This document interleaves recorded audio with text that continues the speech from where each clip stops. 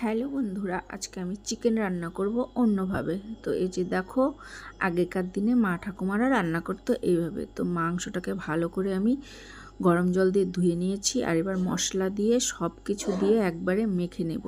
আর ওদিকে আলু ভাজা করে তুলে রেখেছি। এইবার দেখো সুন্দর করে সব কিছু মাখছি, মেখে তারপর পেঁয়াজ ফোড়ন দিয়ে, তেজপাতা, জিরা ফোড়ন দিয়ে আমি কড়াইতে বসিয়ে দেব এখন।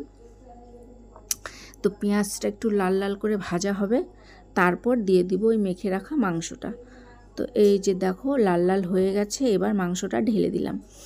তো বেশি তেল দিলাম না, দেখো এবার নাড়বো, ভালো করে নেড়ে কয়েক মিনিটের জন্য রেখে দেব ঢেকে।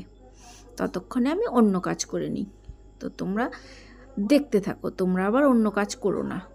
এই যে দেখো মাংসটা কষানো হচ্ছে, তো কষানো পুরো হয়ে গেছে, লাল হয়ে গেছে কষানোটা।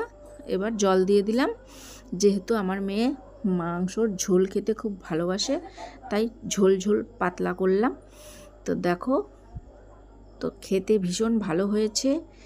এবার ফুটবে, ফুটানো হয়ে গেলে গরম মশলা দিয়ে আমি নামিয়ে নেব।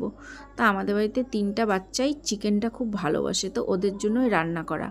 তো এই যে দেখো আমার চিকেন কমপ্লিট। ভালো লাগলে আমার পাশে থাকবে, নেক্সটে আবার একটা ভিডিও নিয়ে আসবো। ভালো থেকো, টাটা।